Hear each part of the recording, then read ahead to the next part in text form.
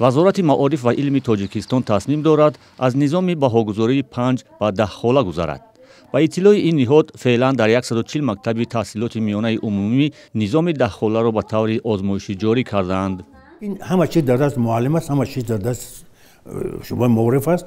اگر توجه نکنم باز نشود که همون 5 خاله برین شد. امام نظرов افزود فعلا در مکتب‌های تاجیکستان مخصوصاً معلمان بهاگذاری 5 خاله را به غیر واقعی تبدیل دادند که بهای گذاشته دانش اصلی طالب علم را ارزیابی نمی‌کند. ifade واژگی خالگذاری اعلی است، عالی است، خوبتر است، خوب است، همون چه در نظر دارید شما. فرض کنیم 7 خوب است، 6 قناعت بخش است، 5 کافی است، 4 کم است. در 3 ناکفایه، 2 پست، 1 پستر. 8 می شود خوبتر، 9 می شود عالی، 10 می شود اعلی.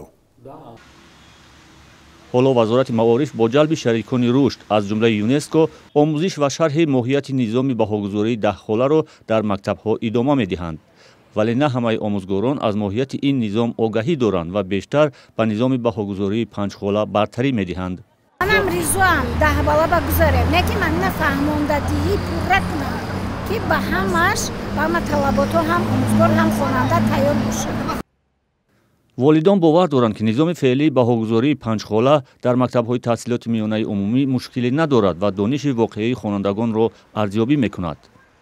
من نمی‌دونم، من یک نبیرم می‌خونم چقدر و کدوم چخیر می‌خونم که باوش می‌کنم. با فیلم 5 سوسته هم 5 نرمند دکشید بعد با افتایسو کشم میشه. پیرمرد مالی رفتن نداشت. حالا معلوم نیست که نظام بهاگذاری 10 خاله تا کجا ثمر می‌دهد. در وزارت معارف خوشبینند که آن در دیگر کشورهای خارجه نتیجه خوب داده است و در تاجیکستان هم می‌تواند به رشد ذهنی طالب علمان جلب بیشتر آنها به کارهای عملی مساعدت کند.